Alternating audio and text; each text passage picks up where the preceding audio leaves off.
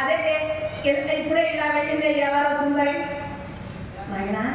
ఎవరున్నారా ఇక్కడ ఎవరు లేరు కదా అదే అక్క ఇంతవరకు ఇక్కడ వీణ వీటితో గానం చేస్తున్నది మాలిని ఎవరక్క సుందరి అయ్యో నాయనా తమ్ముడు అదా అది నా దాసి లేదా అనగానే అక్క అది నీకు దాసేమిటి దానికే నువ్వు దాసివి నాయనా తమ్ముడు టీచరా ఏమిటి అలా మాట్లాడుతున్నావు ఏమైంది నాయనా ఎందుకు అలా మాట్లాడుతున్నావు అక్క ఆ మాలిని నాకు బాగా నచ్చిందక్క ఆ మాలిని నేను మనసారా ప్రేమిస్తున్నానక్క ఆ సుందరేమణి నా మనం మీరాన్ని నాకొని వెళ్ళిపోయిందక్క నా కోరిక తీర్చమని నేను ఎంత బతిమాలినా కాదుంటుందక్క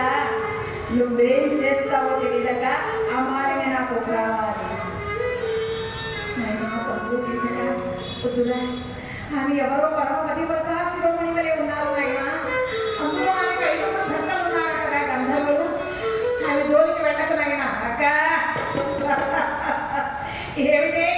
దాని మాటలు నీవు కూడా నమ్మేశావా 5 భర్తలు పతి వ్రత అయినా వారు నన్నేం చేయగలరు నాకు మాలిని కావాలక్క అయినా వద్దురా తమ్ముడు టీచగా పరస్త్రీలను కోరుకుంటే